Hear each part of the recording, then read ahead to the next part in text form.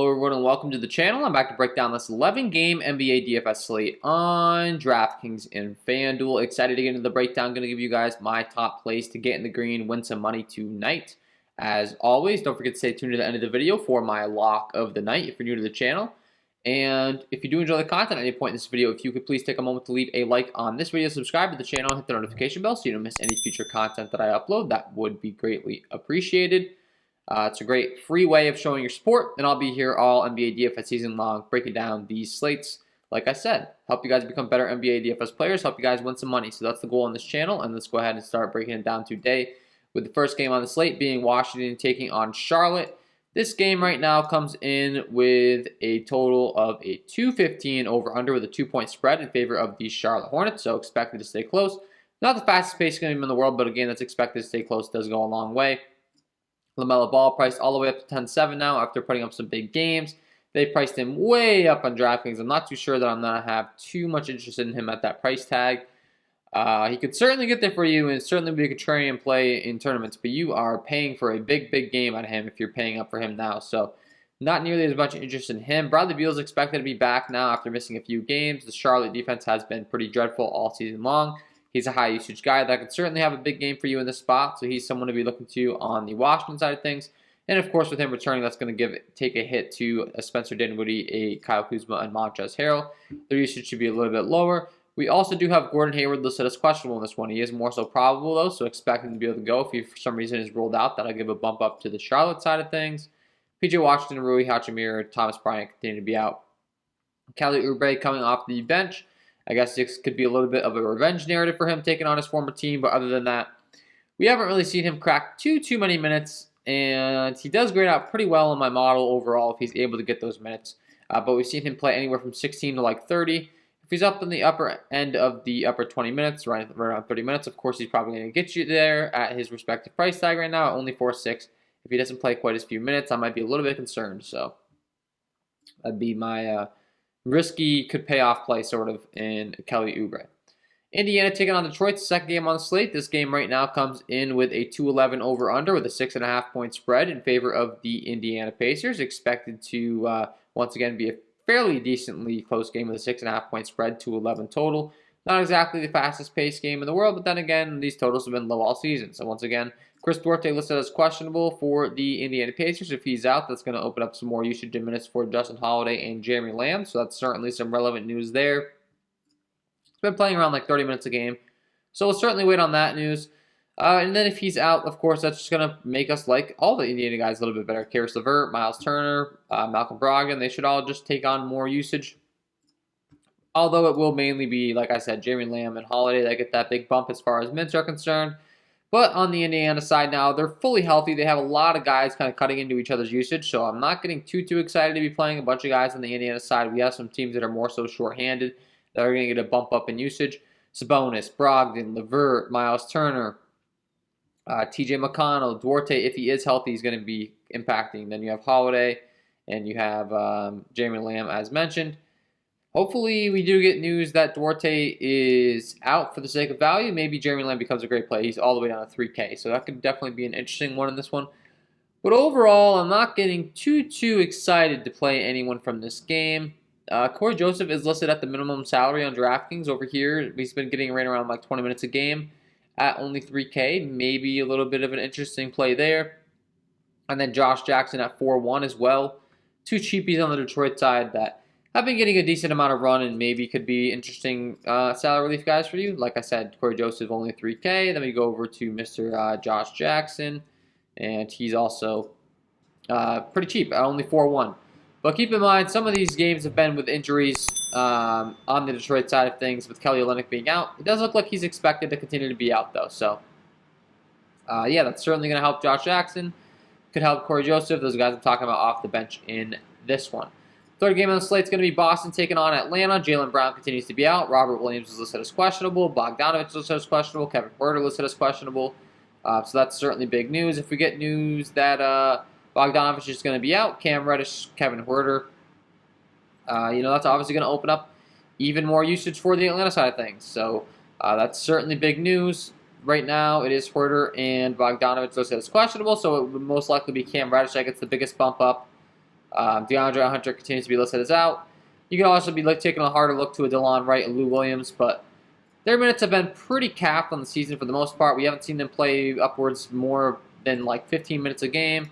DeLon Wright, same thing. So definitely a little bit risky. I have a lot more interest in the solidified guys on the Atlanta side. They're going to guarantee get bump up in usage if all those guys are out. And that's going to be Trae Young, John Collins, Clint Capella. Those three certainly would take on a much larger role, needing them to keep this game close. As far as the game's overall total and lines right now, Jason Tatum, top priced guy in this game. This game comes in with a 4.5 point spread with 214 over under in favor of the Atlanta Hawks. So, but yeah, on the Boston side, you got to continue to like Jason Tatum, and as long as Jaylen Brown's out, Jason Tatum's upside is going to be massive. So I like him a lot more.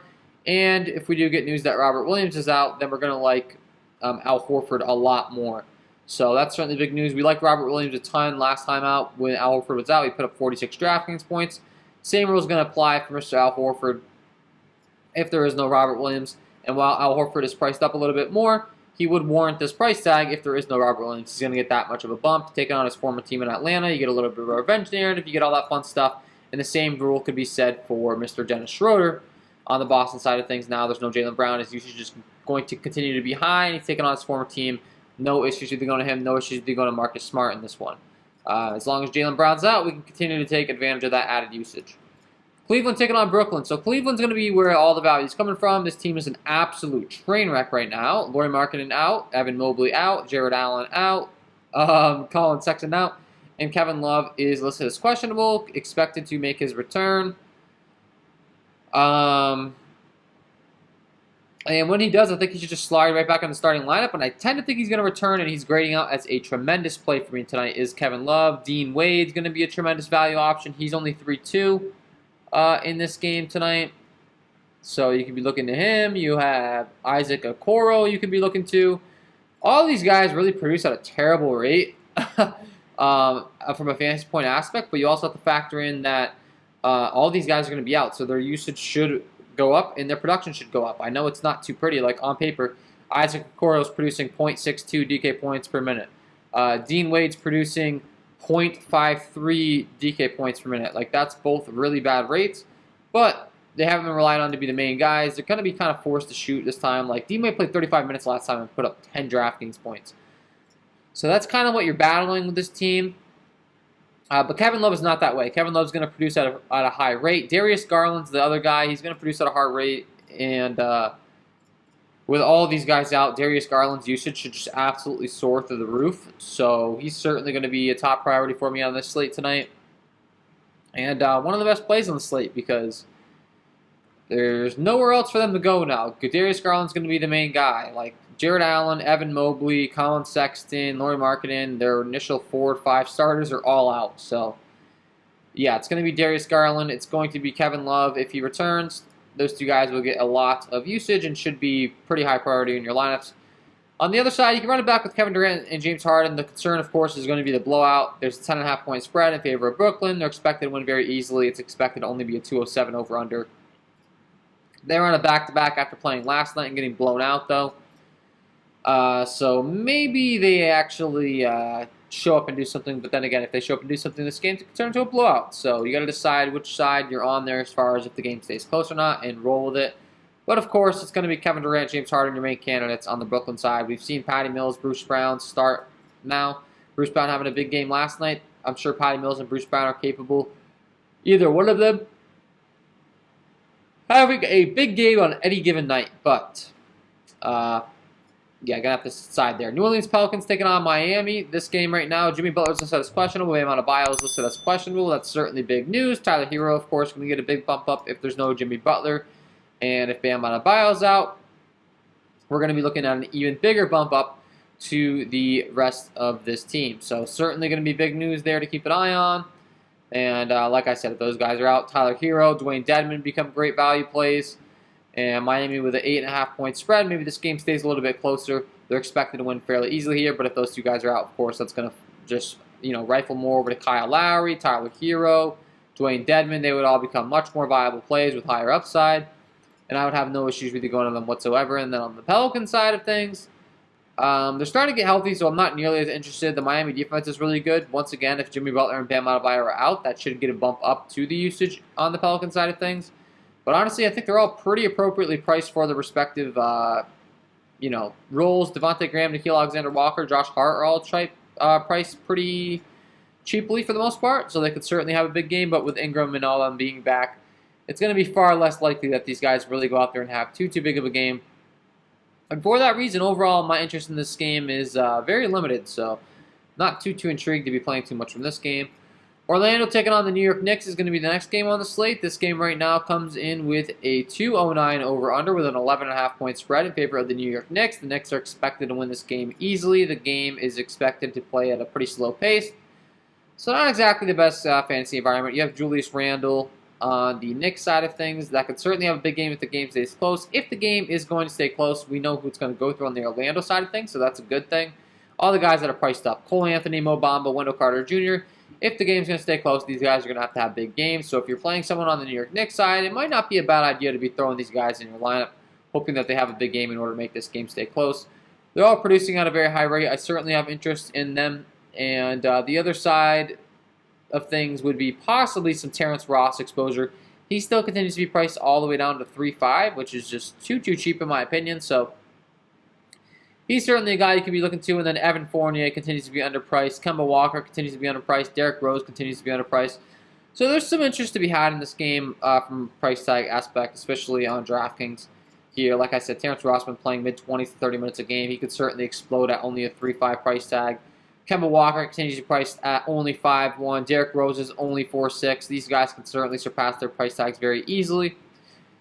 Only thing is, it's a bit of a guessing game right now. It's not solidified as far as who's getting the minutes to usage, all that fun stuff, which isn't always the funnest thing to deal with. Next game on the slate, LA Lakers taking on the Milwaukee Bucks. Anthony Davis is listed as questionable in this one. Chris Middleton's listed as questionable as well. Anthony Davis is more so probable, so expect him to be able to go in this one. Chris Middleton, listed as questionable, is more so probable. So expect him to be back. He might be on a little bit of a minutes limit, though, because he's been out for some foreseeable time.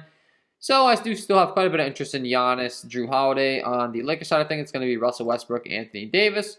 We know exactly where all the usage is going to be flowing on these two offenses, so that's the good news. It should be able to make it pretty easy to be targeting these guys. And Chris Middleton's return is definitely going to impact Drew Holiday, Bobby Portis, Grayson Allen the most.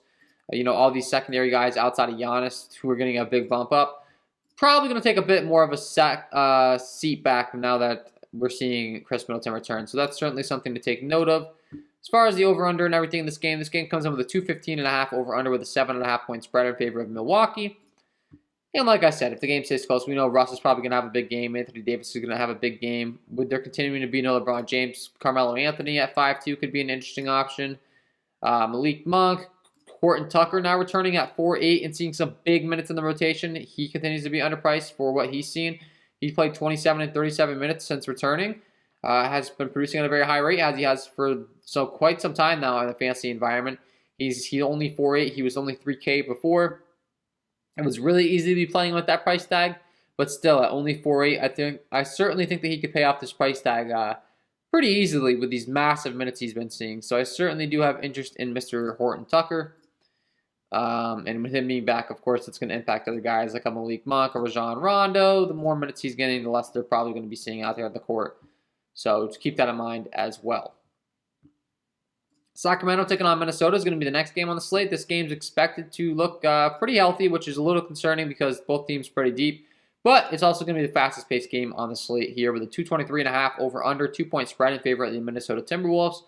Like I said, the only problem is these teams are fully healthy, so you have Karl-Anthony Towns, Anthony Edwards, D'Angelo Russell. All that usage could be kind of spread out between those three guys. D'Angelo Russell's still priced pretty cheap here, so paying up for him shouldn't be an issue. Anthony Edwards also at 8.1 in this fast environment, I do think is a pretty easy plug and play.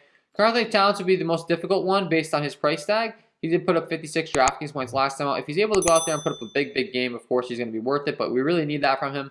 So it might be easier to just go to the guys that are priced a little bit more reasonably here. That might be my approach. And then on the Sacramento side, with there being Halliburton back in the equation here and not being limited on his minutes, he's going to be cutting into Buddy Hield and Mr. Davian Mitchell as well. So they're going to not become nearly as good plays, but we can still have a bunch of interest in Rashawn Holmes, Harrison Barnes, De'Aaron Fox, going to continue to kind of do their thing, play those big minutes. Not worried about Minnesota's defense whatsoever. So, yeah, it's kind of like price tag hunting in this game. With it being full health, play the guys that are more reasonably priced, I'd say. Karl-Anthony Towns certainly could have a big ceiling. That could be the argument that you're making to play him, but it's going to just be a little bit more difficult for him to get there with D'Angelo Russell and Anthony Edwards being healthy. Houston taking on OKC, next game on the slate. This game right now comes in with a 212 over-under, 4-point spread in favor of the Oklahoma City Thunder, so expected to stay close here. Shai Gilgeous-Alexander going to continue to be the main dog on the Oklahoma City side here and going to continue to see some really high usage, so he's certainly going to be a good option. On the Houston side of things, it's Christian Wood, it's Kevin Porter Jr. if he is healthy. He is listed as questionable, which is certainly some big news. If he's out, look for DJ Augustin, Jalen Green to get a take up in usage and all that stuff as far as minutes. Eric Gordon as well.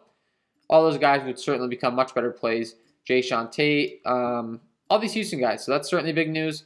On the Oklahoma City side, we really know it's going to Shai Gilgeous-Alexander, Josh Giddey, Darius Bazley, and Dort. I mean, those are kind of the obvious candidates here. If it's not going to be Shai Gilgeous-Alexander going off his price tag, it's probably going to be the cheaper guys having to pick up the slack. So that's always how I approach my lineups. If I have Shai Gilgeous, I might have a little less interest in the cheaper guys. If I don't have Shai Gilgeous, I'll probably have a little bit more interest in the cheaper guys. That's kind of how I go about it. Dallas taking on Phoenix. Luka Doncic is out, which is, of course, big news. That's going to give a big bump up in usage to a lot of guys on this team. It's certainly going to make Jalen Brunson a fantastic play at 5'7". Kristaps Porzingis at 7'4" is going to get a big bump up. So, I mean, Jalen Brunson becomes the most obvious play here for sure. Frank Kaminsky listed as questionable, which is certainly some big news. If he's out, I think that's just going to open up even more minutes for JaVale McGee. DeAndre Ayton's expected to return in this game, though. So it's not going to be a complete smash spot for JaVale McGee, but JaVale McGee certainly would become, I think, more of a viable play. And then you could also maybe see some more minutes for Cameron Johnson and Cameron Payne as well as they try to spread out those minutes and get everyone in. And depending upon who's going to be running it back with Dallas, like I said, with there being no Luka, Dallas might be forced to play a little bit bigger. They're expected to start Kristaps Porzingis and Dwight Powell. So, you know, Jay Crowder matches up pretty well there. I don't think JaVale McGee's going to get too much of a bump, and just keep that in mind.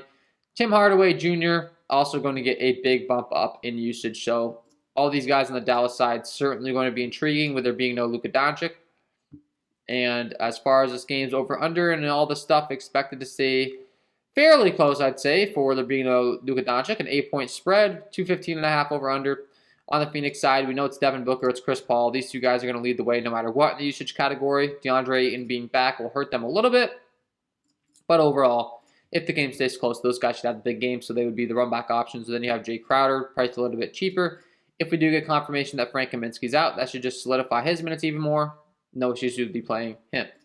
Chicago taking on Portland's going to be the last game on the slate. Damian Lillard is listed as questionable this one. That's certainly big news. If he's out, we're going to see Anthony Simmons continue to get big minutes. CJ McCollum should get a big bump up in usage. Certainly would have interest in him. And Norman Powell, if he's healthy. He's also listed as questionable, though. So if he's out, that's just going to open up even more usage on the Portland side of things. Robert Covington, Nasir Little, Anthony Simmons, like as mentioned, all going to be guys you're going to want to be taking a hard look to. Also, maybe even a Larry Nance Jr. If there's no Norman Powell, Larry Nance should get a bunch more minutes on the Portland side of things. And I certainly would have interest in playing a lot of him. So that's certainly big news. The Norman Powell, the Damian Lillard news could be the biggest news on the slate.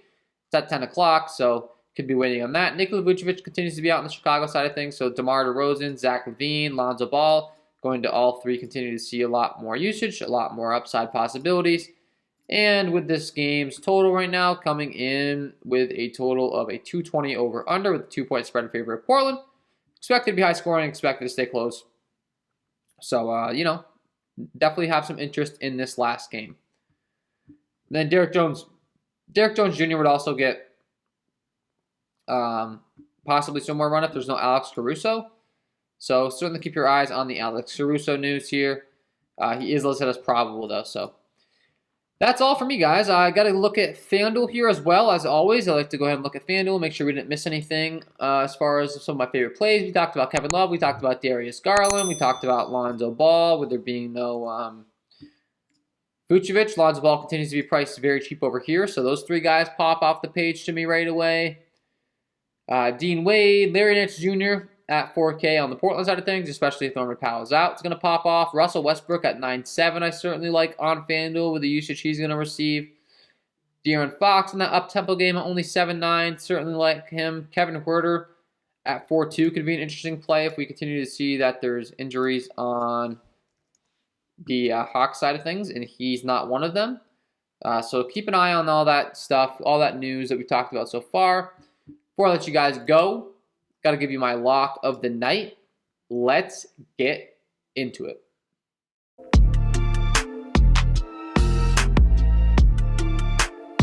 And my lock of the night tonight is going to be Darius Garland. This Cleveland squad really banged up right now, as mentioned, looking at their lineup up and down. Darius Garland seems to be the only man remaining as far as who is traditionally a starter in this lineup.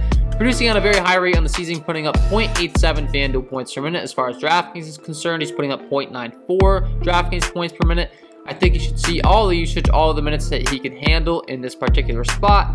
Once again, just to reiterate, this team very short-handed, and he's one of the last guys remaining. Looking at the guys they have out, Jared Allen, Evan Mobley, Colin Sexton, Lauri Markkanen, all being out. Darius Garland should be able to have a big game here. All the usage flowing to him. Get him in your lineups because he is my lock of the night. There you have it, guys. Darius Garland, get him in your lineups. And that is all from me in this one. If you did enjoy the content, if you could please take a moment to leave a like on this video, subscribe to the channel, and hit the notification bell so you don't miss any future content that I upload. That would be greatly appreciated. Wish you guys all the best of luck tonight, and we will see you in the next one.